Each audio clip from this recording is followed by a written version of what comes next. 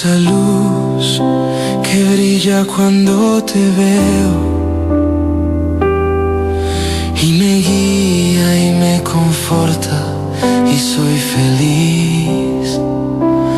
No soy perfecto, solo intento serlo y lo siento así porque nació dentro de mí.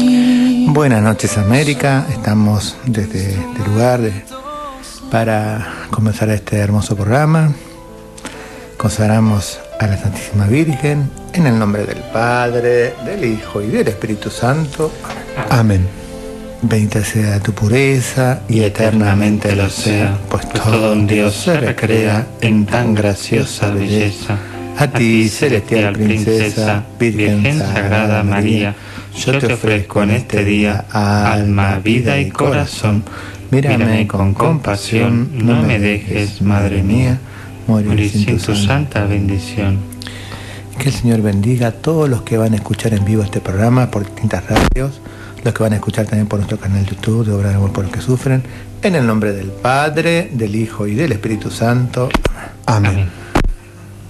Bueno, acá como siempre vienen a acompañarnos Gonzalo, Joan, que les gusta la radio, ¿no? Quieren aprender y bueno, Hola Padre, hola audiencia a todos. Sí, como siempre acá con muchas ganas de compartir y de aprender, por supuesto, que es en lo personal un objetivo insaciable mío. Gracias, como siempre.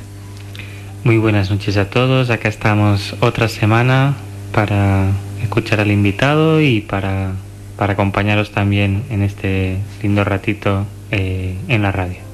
Bueno, saludamos a todas las familias que siempre están presentes. Jorgelina, que lo escucha acá de Empalme. Ya llegó Alejandra Vera, pero por asuntos familiares no pudo llegar hasta acá, así que también saludamos también a la familia de Celeste Belingeri, que también le gusta escuchar el programa, también de Belgrano, está Ali, también está Catalina, toda la hermana de Catalina, todos ellos también escuchan el programa, por eso lo queremos saludar, también a la familia Rugiano, a Olga de Neuquén, a Guillermo Guillermo Holguín desde Mendoza, ¿no? Realmente todos ellos escuchan el programa también, ¿no? Y fuera también del país también está Sandra Talero desde Colombia, Ana María también de Colombia, que escuchan este programa, y así también la gente de Estados Unidos. Saludos a Janete, a Irene, a Luisito en este día de modo especial, ¿no? Le damos el pésame porque falleció la mamá, que estuvo con nosotros también, ¿no? Así. Si me permite, Padre, también yo quería mandarle un saludo muy especial a Luis, que bueno, tuve la suerte de conocer a la hermosa madre que él tuvo, y bueno, y siempre la vamos a tener presente y la vamos a recordar no solo en las oraciones, sino con esa alegría que irradiaba y que bueno, nos salpicaba cuando íbamos en la ruta de viaje, aquel día que fuimos a Luján y demás. Una gente hermosa y bueno, hermoso conocer ese tipo de personas. Vamos a también irnos para Europa, especialmente España, porque hay un español y hay varios de la familia, de los amigos que pueden escuchar en diferido por nuestro canal también en este programa. Por eso, Joan, tenés ahí varios para saludar. Sí, saludar a mis padres, a mi familia, a Janet y toda su familia también, y a todos los que se vayan incorporando, sobre todo por el canal de YouTube, en diferido, para que vayan pudiendo escuchar estas lindas enseñanzas. Y también me uno a las palabras de Gonzalo y del Padre por María Jesucita, por todo el grupo que vino de Kansas, que rezamos especialmente por ellos, por su unidad, por su aumento de fe, y que se mantengan unidos, que no tengan miedo, y que tenemos muy presente a María Jesucita en todos los aspectos, ¿no? Así que mucha fuerza y adelante. Bueno, recordar antes de ir a la pausa, ya entramos con el invitado principal. Siempre los segundos y cuartos domingos del mes a las 11 de la mañana tenemos misa de sanación, misa de los enfermos, segundo y cuarto domingo de marzo, entonces la misa a las 11 horas.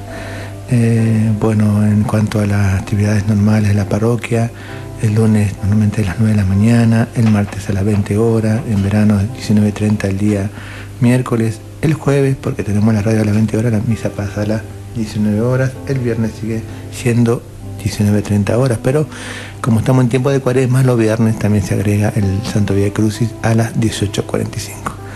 Bueno, vamos a ir a una pausa para después ya invitar a Ignacio, que nos ha traído una hermosa enseñanza sobre Eucaristía.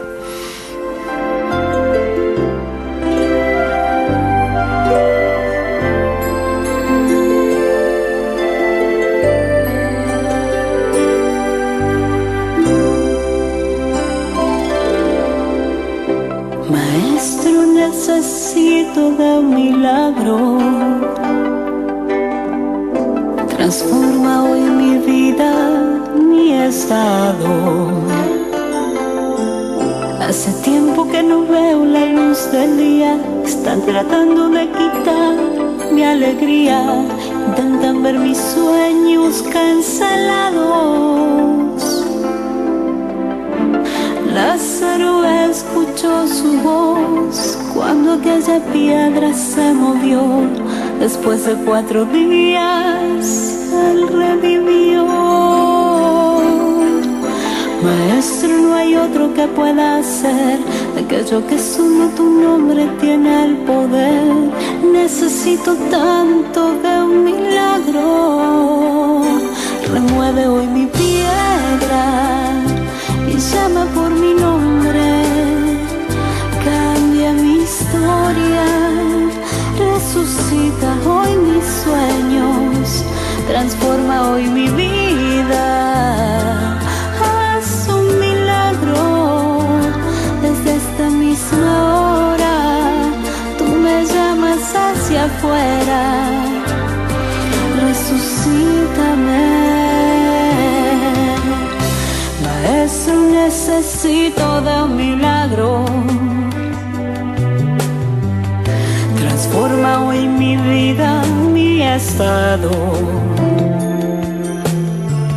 Hace tiempo que no veo la luz del día. Están tratando de quitar mi alegría.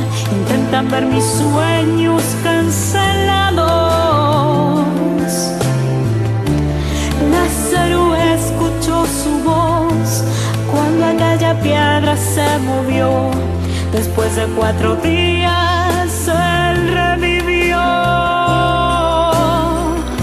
Maestro, no hay otro que pueda hacer aquello que solo tu nombre tiene el poder. Necesito tanto de un milagro. Remueve hoy mi piedra y llama por mi nombre. Cambia mi historia, resucita mis sueños, transforma hoy mi vida. Haz un milagro desde esta misma hora. Tú me llamas hacia afuera, resucítame. Tú eres la propia vida, la fuerza que hay en mí. Tú eres el Hijo de Dios y me llevas a vencer. Estás dentro de mí, escucha yo tu voz, tratando de vivir una historia de poder. Remueve hoy mi piedra y llama por mi nombre. Cambia mi historia, resucita hoy mis sueños, transforma hoy mi vida. Haz un milagro desde esta misma hora. Tú me llamas hacia afuera, resucítame.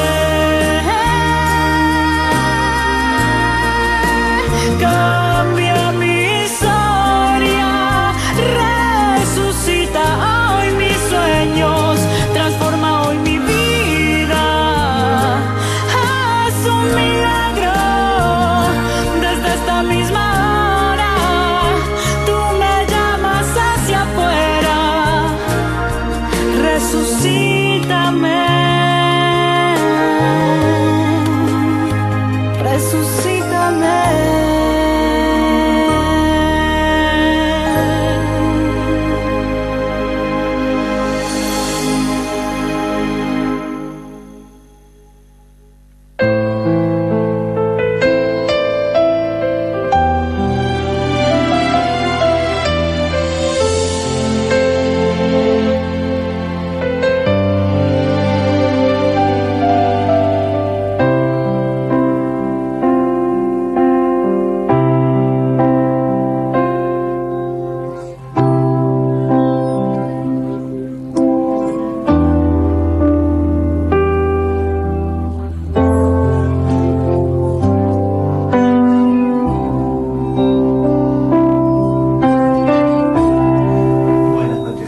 Volvemos al programa para ya con nuestro gran invitado que ha estado en varias oportunidades. Realmente voy a saludar.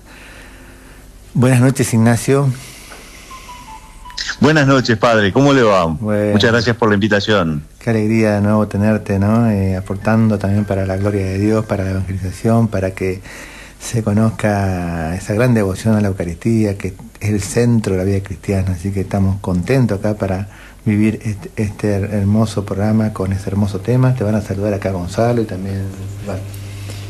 Ignacio, ¿cómo estás? Un gusto, ya te he escuchado yo en otro programa, así que bueno, como dijo el padre, realmente un placer tenerte nuevamente y más en esta época de Cuaresma, ¿no? Con este tema tan importante que vas a explayarte. Tal cual. Bueno, muchísimas gracias, la verdad que es un placer estar acá nuevamente y poder hablar de este tema tan lindo. Bueno, estoy acá con nuestro compañero amigo Joan también, que te va a saludar.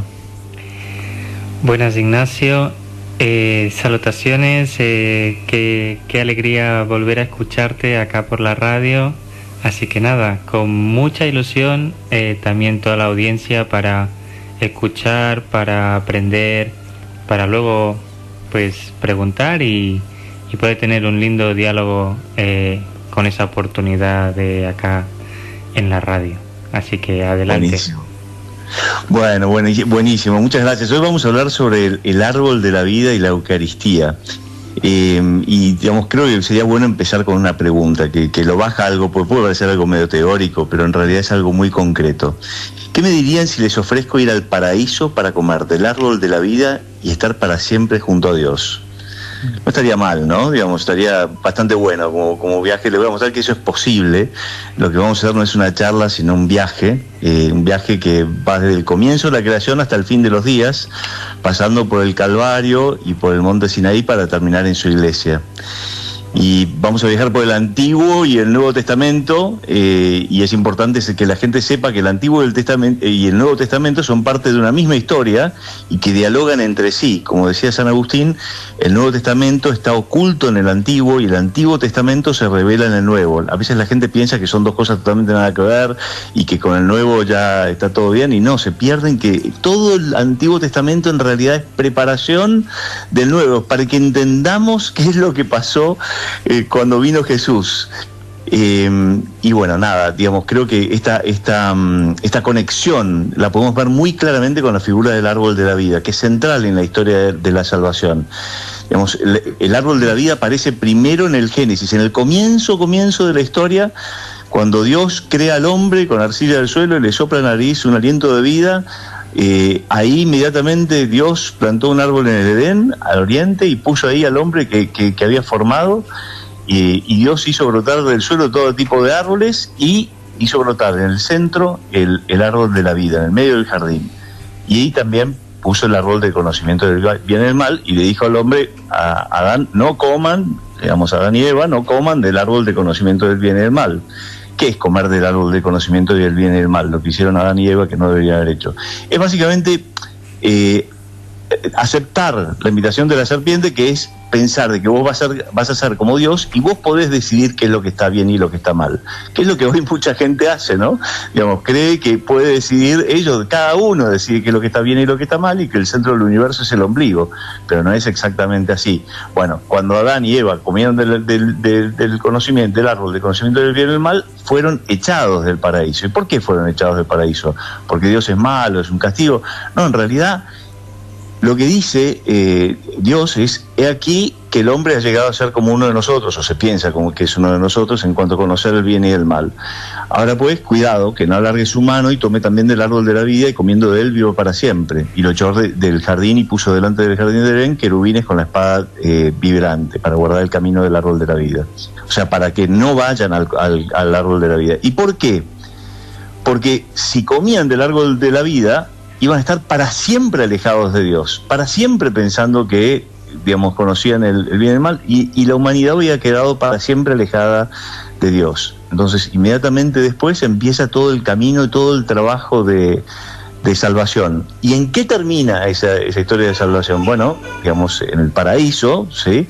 Y que está presentado, digamos, en el Apocalipsis, ¿no? Digamos, que nos retrata la Nueva Jerusalén, y ahí, digamos, Dios nos dice que al vencedor le daré de comer del árbol de la vida que se encuentra en el paraíso de Dios. Eso es en el Apocalipsis 2. Y después, en el último capítulo de la Biblia, así como estaba en el segundo capítulo del Génesis, del primer libro, en el último capítulo del último libro, en el capítulo 22 del Apocalipsis, Jesús dice: yo soy el alfa y la omega, el primero y el último, el principio y el fin. O sea, está diciendo, estoy desde el comienzo hasta el fin. Bienaventurados los que lavan sus vestiduras para tener derecho al árbol de la vida y poder entrar por las puertas de la ciudad. Y también en ese capítulo, digamos, San Juan dice: después el ángel me mostró un río de agua viva, de agua de vida, claro como el cristal, que brotaba del trono de Dios y del Cordero, en medio de la plaza de la ciudad. O sea que en el centro del paraíso está el Cordero de Dios, o sea, Jesús, y de ahí brota un río de agua clara. Y a ambos lados del río había árboles de vida que fructificaban 12 veces al año, una vez por mes, y sus hojas servían para curar a los pueblos. O sea que es vida que nos sana, ¿sí? Mismo al fin de los días, digamos, vamos a estar, digamos, bebiendo esa agua de vida y alimentándonos de esas hojas del árbol de vida que nos sanan. Y bueno, ¿qué tiene que ver esto con la Eucaristía? Bueno, es que hay un lugar en el centro de la historia de salvación, en el Calvario, en la cruz, ¿sí? Que es un tronco, es un árbol que parece un árbol de muerte, es un leño muerto, y ahí lo clavan a Jesús. Bueno, ¿y qué es lo que pasa ahí? Digamos, Jesús es la vida, ¿no? Jesús nos dice que Él es la vida. ¿Qué pasa? De ahí sale la resurrección, y de ahí pasa una cantidad de cosas, y vamos a ver que, digamos, al estar Jesús en la cruz, convierte a la cruz en el nuevo árbol de la vida, en el árbol de la vida, y de su fruto sale la iglesia y la Eucaristía, digamos. Vamos a algunas citas, no, esto no es Ignacio diciendo, digamos, sino que San Juan Pablo II, en una charla para jóvenes en Australia, en 1986, dijo: no tengáis miedo a la cruz de Cristo, la cruz es el árbol de la vida, es la fuente de toda alegría y de toda paz. Wow, pero ¿cómo? La cruz estoy sufriendo. Bueno, pero ¿cuál es el fruto que sale de ahí? ¿Cuál es el fruto de la cruz, que es el árbol de la vida? San Efrén el Sirio, que fue citado bastante por distintos papas, es un santo del año 300, decía: del costado de Cristo brotó la iglesia, como Eva del costado de Adán, que se acuerdan que sacó una costilla Dios. Bueno, cuando lo clavan a Jesús en las costillas, en el corazón, digamos, básicamente brota la iglesia. ¿Por qué? Porque dice: del costado brotaron agua y sangre, bautismo y Eucaristía. El madero de la cruz es el árbol de la vida. Quien come de su fruto vivirá para siempre. En lugar del fruto del árbol que dio muerte a Adán, se nos da el fruto del árbol verdadero, el cuerpo del Señor que da vida. O sea, cuando muere Jesús y digamos, le clavan la espada, sale agua y sale sangre. El agua representa el bautismo, la sangre bueno, la nueva alianza, ¿sí? Y su cuerpo, digamos, el pan, digamos, él mismo lo dice. San Juan Damasceno dice lo mismo, digamos, dice: el árbol de la vida es la figura del árbol de la cruz salvadora, del cual brota la vida verdadera.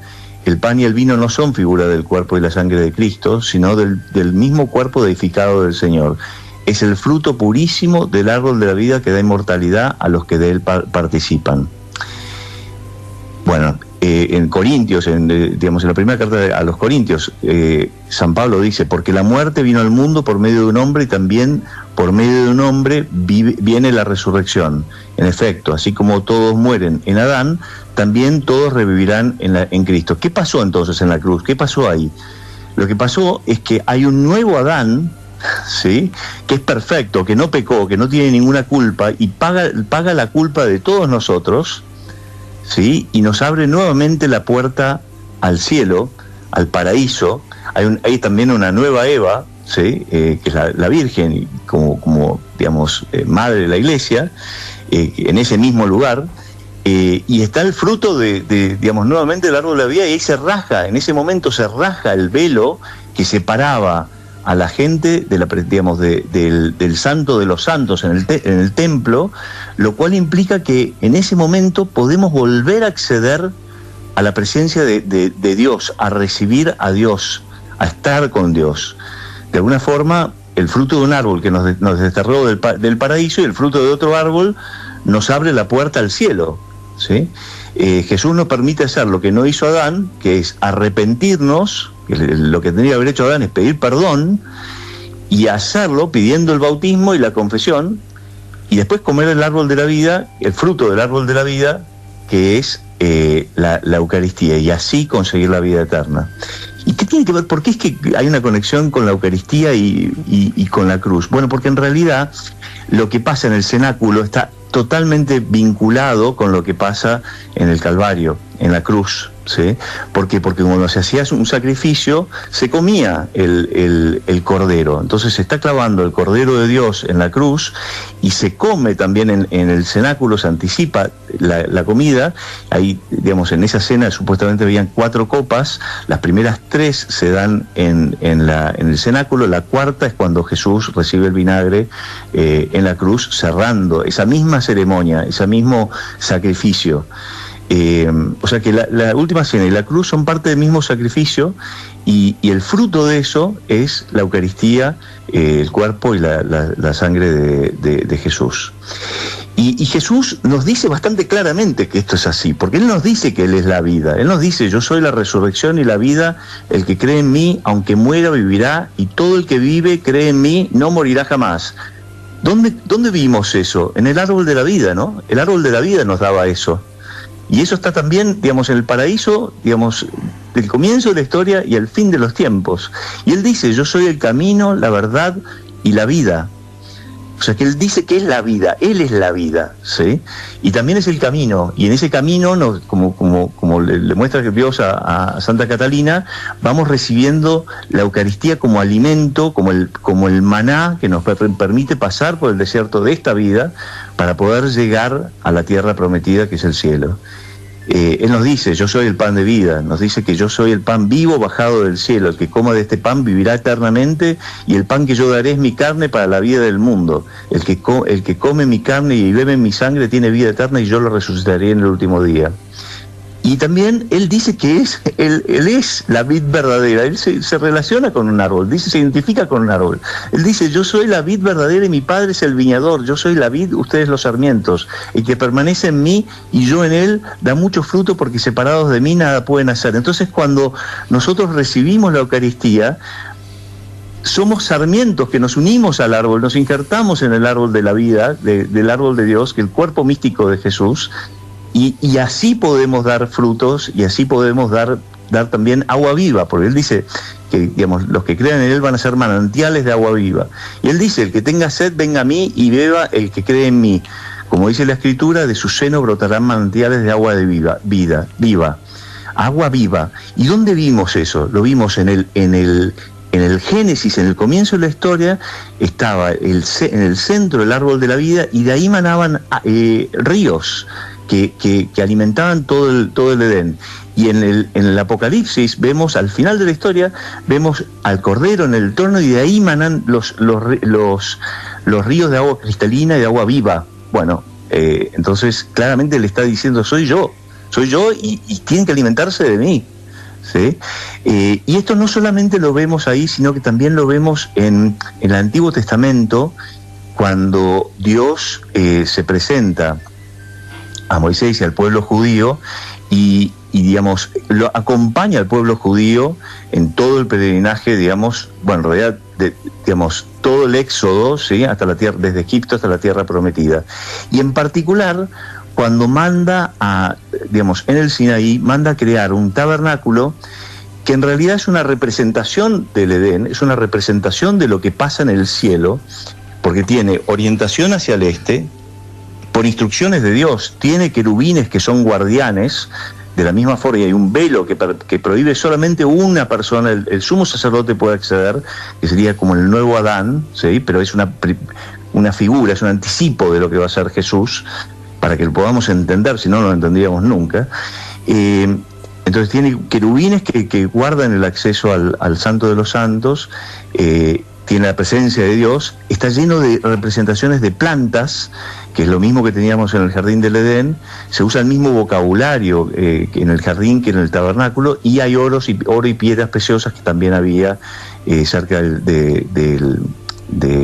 digamos, en el Edén. Y que, digamos, ¿qué es lo que pasa dentro de ese tabernáculo? Bueno, dentro de ese tabernáculo teníamos el Santo de los Santos, ahí es donde estaba la presencia de Dios. ¿Y qué había ahí? Bueno, estaba el Arca de la Alianza con las tablas de la ley, ¿sí?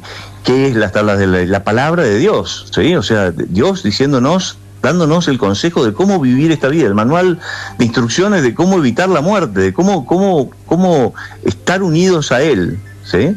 ¿Y qué más había? Había el maná en una urna de oro, el maná que Dios había, digamos, dado para que la gente se alimentara, que, digamos, el maná prefigura la Eucaristía, ¿sí? El pan de Dios, el pan vivo, ¿sí? Bajado del cielo, y también la vara de Aarón. ¿Y qué representa la vara de Aarón? Bueno, la vara de Aarón era el sacerdote, y o sea que estaba representado el sacerdocio, y la vara era una vara seca que cuando, digamos, que básicamente gana vida y brota nuevamente, como el árbol de la vida, ¿sí? O sea que teníamos el árbol de la vida, representado en la vara de Aarón, teníamos la palabra representada en la Torá, digamos, en las tablas de la ley, y teníamos el maná. O sea, ya estaba todo prefigurado ahí. Lo mismo que encontramos también en la iglesia hoy, ¿sí? Encontramos un sacerdote, encontramos el árbol de la vida, que es la cruz, encontramos la Eucaristía y encontramos la palabra de Dios. De hecho, la misa está dividida, digamos, en la liturgia de la palabra y la liturgia de la Eucaristía. Recibimos la palabra, que de Jesús es la palabra, y después recibimos la palabra hecha pan, ¿sí? De la misma forma que la Virgen recibió a Jesús del cielo, nosotros podemos recibir a Jesús en la Eucaristía. Y también estaba la menorá en el lugar santo, o sea, fuera del Santo de los Santos, estaba la menorá, que básicamente era un candelabro que representaba un árbol y representaba básicamente un almendro, que era el primer árbol que florecía en la misma época en la que Jesús muere y resucita, que es básicamente la primicia, así como teníamos la primicia de las cosechas en esa época, y el almendro era el primer árbol que resucitaba de alguna forma. Jesús también es el primero que resucita, y de la misma forma que bueno, entonces, y representa el árbol de la vida, y tenía siete brazos. ¿Por qué 7 brazos? Porque Jesús tenía los 7 dones del Espíritu, ¿sí? que había anticipado Isaías, y en la mesa de los panes teníamos básicamente 12 panes que eran panes sin levadura, que eran ofrecidos todas las semanas. Entonces, bueno, nada, digamos, aparte sobre eso se puede hablar también bastante, porque, digamos, el aceite que se usaba era digamos, un aceite que básicamente representaba de alguna forma bueno, era aceite de olivo, ¿sí? Y era la que producía la llama más clara y estable. Jesús es la luz, ¿sí? Y bueno, estamos viendo básicamente cómo en el árbol de la vida tenemos este aceite que básicamente da luz, una luz clara, estable, en fin, y de un árbol que puede vivir miles de años, como es el olivo, pero además de un árbol, digamos, representando un árbol que es el primero en resucitar de todos los árboles. En resumen, cada vez que vamos a la iglesia, vamos a la casa de Dios, así como cuando iban al tabernáculo, al Santo de los Santos, se iba de alguna forma no, ante la presencia de Dios, y teníamos un espacio que representaba el paraíso, ¿sí? La casa de Dios, donde Dios se une al hombre, donde Dios y el hombre se encuentran. Cada vez que vamos a la iglesia, vamos a ese lugar y recibimos el fruto del árbol de la vida que nos da vida eterna. O sea, Padre, que cada vez que usted en su iglesia ofrece en cada misa un fruto tomado usted en su iglesia ofrece en cada misa un fruto tomado del paraíso que da vida eterna. No sé, yo la verdad que no encuentro otro lugar donde ofrezcan nada mejor que algo que viene del paraíso y da vida eterna. Así que nada, ese es un poco lo que quería compartir.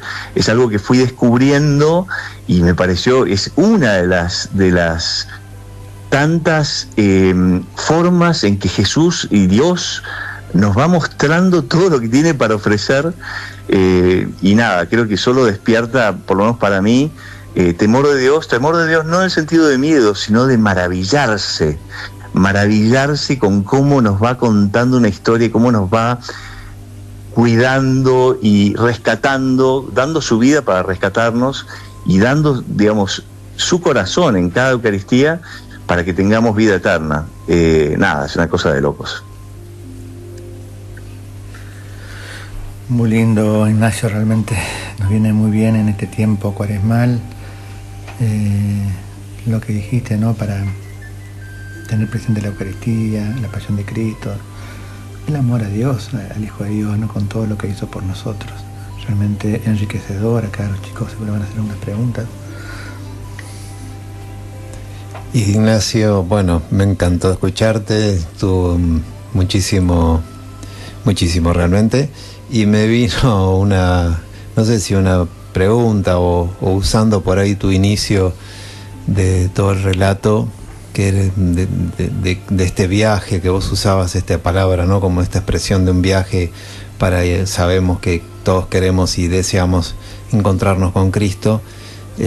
A mí me asocié la hostia como un ticket directo para ir al encuentro con Cristo, y no sé, quería comentar esto que me vino, qué oportunidad de ir a misa diaria. El Padre siempre nos hace hincapié en que hagamos, no, por supuesto, adoración, teniendo acá la bendición y la suerte de tener adoración perpetua, aprovechar, sacarle el jugo al máximo a esta gran oportunidad que Jesús se ofrece ante nosotros en cuerpo y alma, y poder tener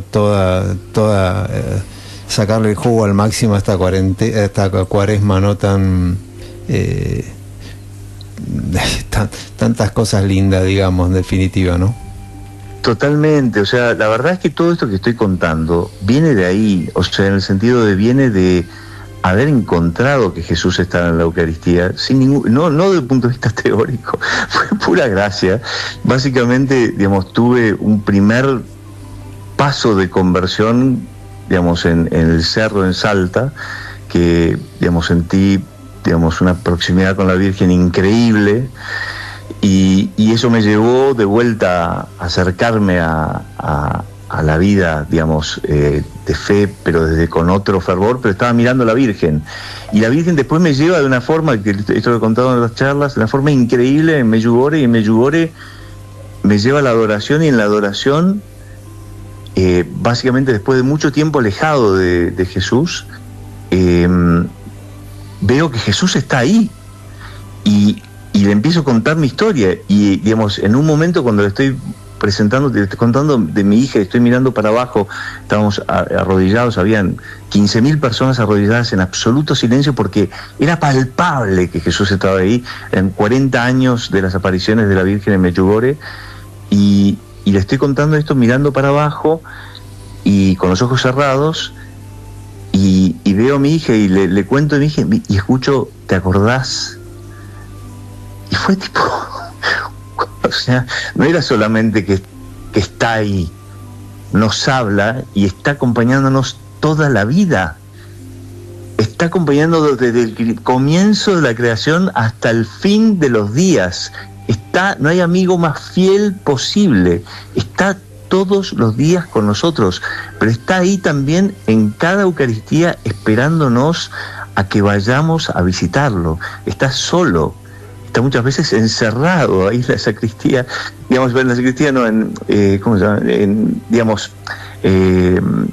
el sagrario, y solo, así como estaba solo cuando lo encerraron, digamos, la noche antes de su pasión, antes de su muerte, encerrado en una cárcel. Bueno, hay que ir a acompañarlo, y todos los testimonios de las personas que van a encontrarlo a Jesús en la adoración son increíbles. Entonces, nada, yo recomiendo mucho que la gente vaya a adorar, a encontrarse con Jesús, que tengan paciencia.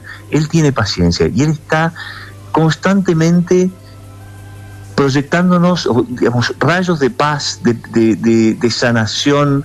Por más que no nos demos cuenta, salimos con paz, sentimos paz. ¿Por qué? Porque Él está trabajando. Y hay veces que sentimos cosas mucho más fuertes, como lo que me pasó a mí y me ha pasado a otras cosas también, mucho más fuertes, que nos dan la convicción que necesitamos, porque la verdad es que es tan loco todo esto, va tan en contra de lo que dice el mundo, que la verdad que uno tiene que agarrarse de esos momentos para decir, no, digamos, es una locura, pero es verdad, es que no, es difícil de querer entender la humildad de un Dios que se hace pan porque quiere estar íntimamente con nosotros, quiere alimentarnos y ser nuestro alimento espiritual.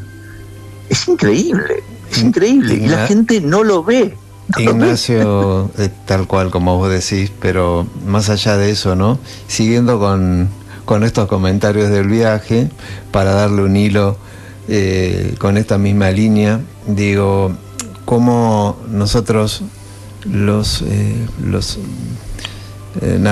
somos tan terrenales, digamos, y tan vulgares, y en realidad el Señor nos pide que confiemos en Él, ¿no? Y Él se entrega en la hostia, Él se entrega y Él decide entrar en nosotros de alguna manera. Me da como que se da al revés, siento eso, como que es al revés, como que Él quiere ingresar en nosotros para que nosotros seamos unidos a Él y seamos parte de Él. Pero digo, ¿cómo somos tan vulgares? Y por ahí sí tenemos confianza en un celular, en un GPS que nos va a guiar y nos lleva a un camino y a un destino, y no depositamos la fe y el amor a Jesús realmente, y poder confiar en Él, no confiar en un aparato o en un avión donde vamos a determinada altura y confiamos que un piloto maneja el avión y nos lleva, cruza el Atlántico, y si depositaríamos esa confianza en Jesús, yo hablo por mí, obviamente, digo, wow, qué hermoso viaje, pero bueno. Totalmente, y aparte, en uno de los mensajes que compartió el padre esta semana, creo, la semana anterior, hay una frase muy linda de él en diálogo con Santa Faustina, una santa polaca que vivió a comienzos del siglo XX, y en un momento él le dice, nos invita a sumergirnos en el mar de su misericordia. Me pareció tan lindo, porque es digamos, todas las apariciones, digamos, a Santa Faustina están centradas alrededor de su divina misericordia, y nos pide Jesús que hagamos que la gente sepa que Él digamos, su misericordia es infinita, que Él, digamos, da todo para perdonarnos. Claro que tenemos que pedir perdón y arrepentirnos y confiar en Él, en las apariciones, o digamos, en apariciones a Santa Catalina, digamos, creo que Santa Catalina, que digamos, ella ve que Judas, el mayor pecado de Judas no fue haber hecho, lo que más ofendió a Dios no fue el haber traicionado a su hijo, haberlo entregado para la muerte, no fue eso, ¿okay? Peor que eso, uno imaginaría que, digamos, de ahí para abajo, no, eso no fue lo peor fue no creer en su misericordia, porque Pedro también pecó. Pedro también lo traicionó a Jesús. Todos los apóstoles, todos los discípulos, digamos, con la enorme mayoría, pero todos los apóstoles lo traicionaron. ¿En qué sentido? No estaban ahí cuando estaba Jesús en la cruz, con la excepción de San Juan. Y de hecho, Pedro lo negó 3 veces, ¿sí? Sin embargo, ellos creyeron en su misericordia. Entonces, eso es re importante. Jesús es más bueno. No supera nuestra imaginación en su bondad, pero también es justo. De hecho, digamos, en el tabernáculo, digamos, estaba el propiciatorio, que es la tapa que cubría el arca de la alianza, donde se hacía el sacrificio, y ahí se encontraba, de ahí presidía la presencia de Dios, que unía, digamos, era donde se hacía el sacrificio, donde se derramaba la sangre, y se unía la justicia con la misericordia.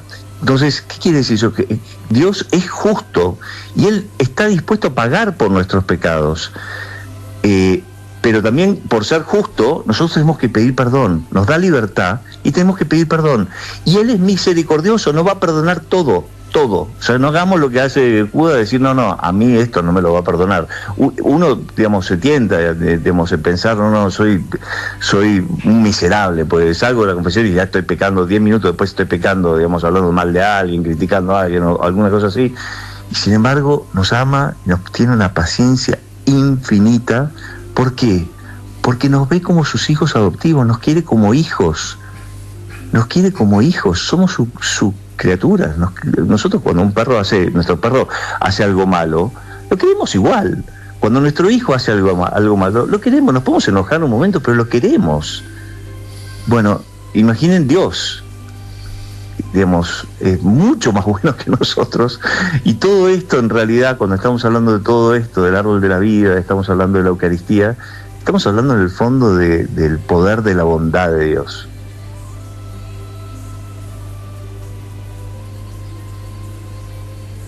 Muy bien, Ignacio, realmente cuántas enseñanzas, cuánto para esta Cuaresma, ¿no? Para madurar en amor a Dios, vivir ese primer mandamiento, amar a Dios por sobre todas las cosas, ¿no? Y qué mejor estar en esta Cuaresma también en la oración que nos pide, ¿no? Oración, limosna, ¿no? Ayuno, justamente estar cerca de Jesús, ¿no? Qué mejor para... Totalmente. Es una linda época para justamente acompañarlo Jesús en su camino a la cruz, pero también en su camino a la resurrección, acompañarlo, así como Él nos acompañarlo y reconectar con Él y pedir perdón y reencontrarnos con Él, volver a la casa de Dios, volver al paraíso, recibir la Eucaristía, el fruto del árbol de la vida. Recibir al Cordero de Dios, que dio su vida, da su vida por nosotros. Renovar ese encuentro, es un lindo momento para renovar ese encuentro.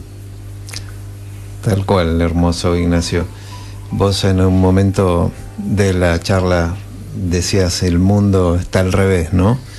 Y sí, tampoco está bastante al revés. Son momentos difíciles, y digo también difíciles para los padres, ¿no? Digo, desde el sentido de poder seguir la enseñanza de Jesús. Corríjanme, también el padre le digo que está acá al lado mío, yo digo, como si siguiéramos realmente la ley que Dios nos ha dejado de los mandamientos, ¿no? Que hoy los mandamientos casi están al revés, casi todos, diría, por no decir todos, y somos como niños, ¿no? Porque en definitiva somos adultos, pero somos como niños que desobedecemos lo que Jesús y lo que Dios nos ha dejado, no solo como enseñanza, sino hay cosas que son hasta desde la biología, desde lo orgánico, ya nos dejó esa enseñanza para poder determinar lo que es el bien y lo que es el mal, pero aún así seguimos siendo como niños caprichosos, y a veces, en vez de seguir el camino del Señor,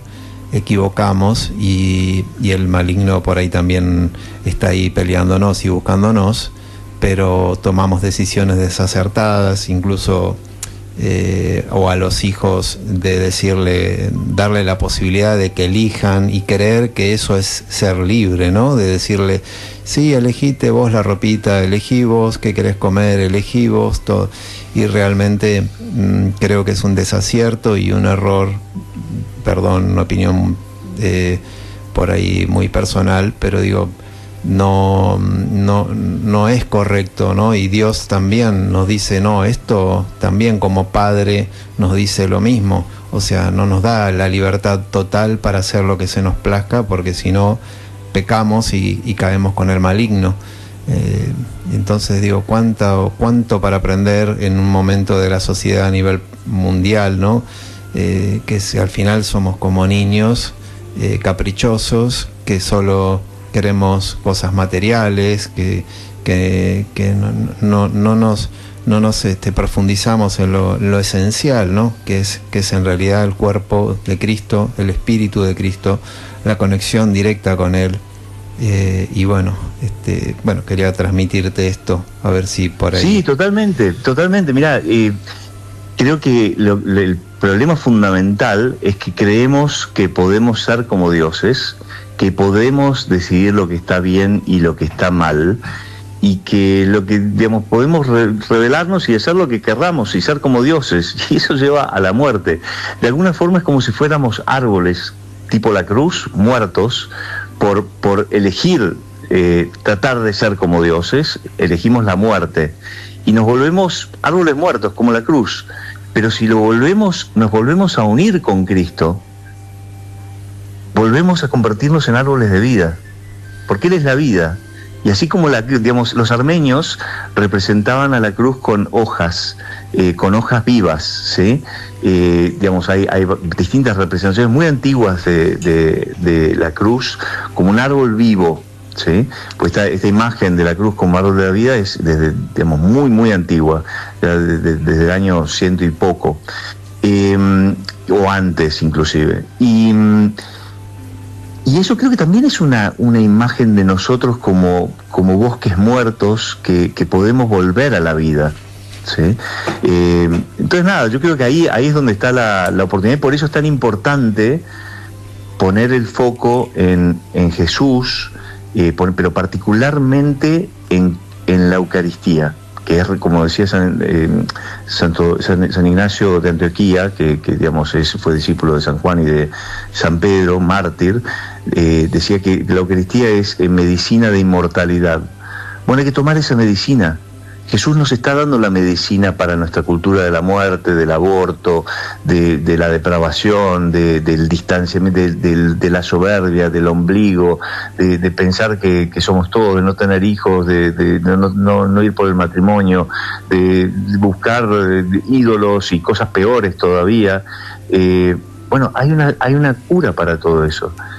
Está el agua del bautismo, está el agua de la confesión, y es el agua que justamente necesitan los árboles, el agua viva, el agua cristalina, fresca, que necesitamos como árboles, y está Jesús, y está su alimento, la Eucaristía, medicina de inmortalidad para que justamente vuelva a haber vida. O sea que este bosque de alguna forma que se está muriendo, se quema y demás, no necesita ser el fin de la historia. De hecho sabemos que no lo va a ser. y sabemos cuál va a ser, quién triunfa. Sabemos que al final de todo el que triunfa es el Cordero de Dios. Bueno, entonces, ¿por qué no nos unimos al vencedor? ¿Por qué no lo recibimos en la Eucaristía? Por eso pongo tanto foco ahí, porque me parece, es una maravilla, está Jesús ahí. Si alguien me dijera que está Jesús ahí en la iglesia, si le dijéramos a alguien, che, está Jesús, va a estar, digamos, el domingo a las 11 va a estar Jesús. ¿Quién no iría? Se llenaría la iglesia. Bueno, ¿por qué no van? Porque no saben que está Jesús. Está Jesús. Es más, está Jesús de la forma más plena, de alguna forma, que lo que veían la gente que estaba en la época de Jesús y veía un hombre y pensaba que era un hombre. Bueno, podían estar con el hombre, pero nosotros podemos recibirlo a Jesús como alimento, que nos da inmortalidad, o sea, que nos une a Él.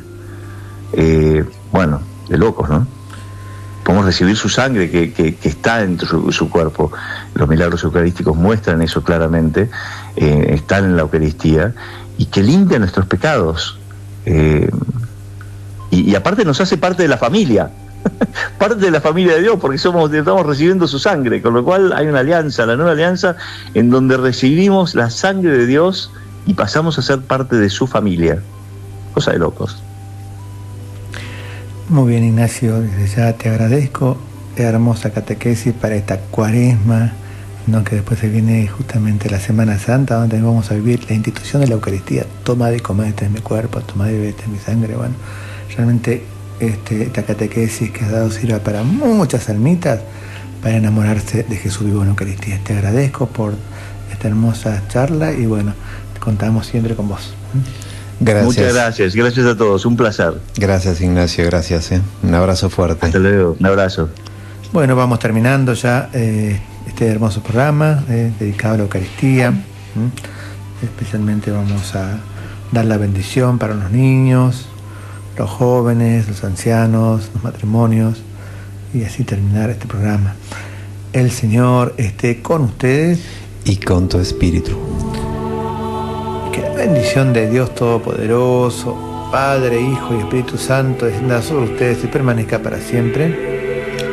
Amén. Buenas noches, América.